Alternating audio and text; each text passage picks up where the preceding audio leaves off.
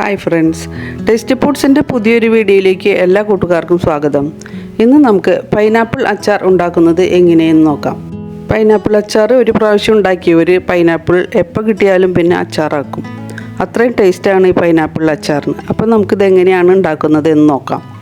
ഇതിനായിട്ട് ഞാൻ 2 ചെറിയ പൈനാപ്പിളാണ് ഇവിടെ എടുത്തിരിക്കുന്നത്. ഇവിടെ വീട്ടിലുണ്ടായ പൈനാപ്പിൾ ആയതുകൊണ്ട് ചെറിയ പൈനാപ്പിളുകളാണ്. ഞാൻ 2 എടുത്തിട്ടുണ്ട്. തൊലിയെല്ലാം ചെത്തി നമുക്ക് ചെറുതായി അരിഞ്ഞെടുക്കാം. ഞാനിതിൻ്റെ ആ കറുത്ത മുള്ളു പോലുള്ളതൊക്കെ ചെത്തി മാറ്റി ചെറുതായി അരിഞ്ഞെടുത്തിട്ടുണ്ട്. ഇനി നമുക്ക് പച്ചമുളകും ഇഞ്ചിയും വെളുത്തുള്ളിയും ആവശ്യമുണ്ട്. അതും ചെറുതായി അരിഞ്ഞെടുത്തിട്ടുണ്ട്. വേപ്പിലയും ആവശ്യമായിട്ടുണ്ട്.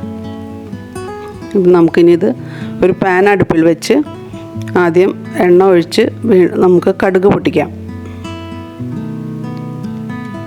ഞാനിവിടെ വെളിച്ചെണ്ണയാണ് എടുത്തിരിക്കുന്നത്. നല്ലെണ്ണ ആയാലും നല്ലത് തന്നെയാണ്. ഞാനിപ്പോൾ എൻ്റെ കയ്യിൽ നല്ലെണ്ണ ഇല്ലാത്തതുകൊണ്ട് വെളിച്ചെണ്ണ എടുത്തിരിക്കുകയാണ്. കടുക് പൊട്ടി കഴിയുമ്പോൾ നമുക്ക് ഇഞ്ചി, വെളുത്തുള്ളി, പച്ചമുളക്, കറിവേപ്പില എല്ലാം കൂടെ ഇട്ട് മിക്സ് ചെയ്ത് നല്ലവണ്ണം വഴറ്റ് ബ്രൗൺ ആയി തുടങ്ങുമ്പോൾ നമുക്ക് പൊടികളിട്ട് കൊടുക്കാം. 1.5 ടീസ്പൂൺ മഞ്ഞൾപ്പൊടിയും 3 ടീസ്പൂൺ മുളക് പൊടിയുമാണ് ഞാനിവിടെ ചേർത്ത് കൊടുക്കുന്നത്. എരിവ് കൂടുതൽ ആവശ്യമുള്ളവർക്ക് കൂടുതൽ ഉപയോഗിക്കാവുന്നതാണ്. ഇനി ഉലുവ പൊടിച്ചത് 1 ടീസ്പൂണും കായം 1 ടീസ്പൂണും ഇട്ട് കൊടുക്കുന്നുണ്ട്.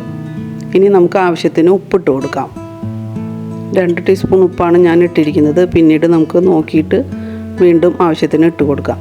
ഇനി നമുക്ക് ശർക്കര 2 ടീസ്പൂൺ ഞാൻ ഇട്ട് കൊടുക്കുന്നുണ്ട്. ശർക്കര പൊടിയാണ്. ശർക്കര ഉരുക്കിയതായാലും ഒഴിച്ചു കൊടുത്താലും മതി. ഇതെല്ലാം ഇട്ട് കൊടുത്തതിന് ശേഷം ഒന്ന് ഇളക്കി കൊടുത്തതിന് ശേഷം നമുക്ക് ആവശ്യത്തിനുള്ള വിനാഗിരി ഒഴിച്ചു കൊടുക്കാം. ഞാനിവിടെ 1 കപ്പോളം വിനാഗിരി ഒഴിച്ചു കൊടുത്തിട്ടുണ്ട്. അതൊന്ന് തിളച്ച് വരുമ്പോൾ നമുക്ക് അരിഞ്ഞു വെച്ച പൈനാപ്പിൾ ഇതിലിട്ട് മിക്സ് ചെയ്തെടുക്കാം. ഇതിനകത്തേക്ക് പൈനാപ്പിളിൻ്റെ വെള്ളമെല്ലാം ഇറങ്ങി നല്ല ചാറ് പോലെ ആവും. അപ്പോൾ നമുക്ക് ഉപ്പ് വേണമെങ്കിൽ നോക്കിയിട്ട് വീണ്ടും ഇട്ട് കൊടുക്കാവുന്നതാണ്. ഒന്ന് തിള വരുന്ന വരെ നമുക്ക് വെയിറ്റ് ചെയ്യാം. തിള വന്നു കഴിഞ്ഞിട്ട് നമുക്ക് ഓഫ് ചെയ്യാം. തീ ഓഫ് ചെയ്ത് കഴിഞ്ഞ് ചൂടാറിയതിന് ശേഷം നമുക്ക് കുപ്പികളിലാക്കി വയ്ക്കാവുന്നതാണ്. ഫ്രിഡ്ജിൽ വെച്ചാൽ കൂടുതൽ നാൾ കേടാവാതെ ഇരിക്കും.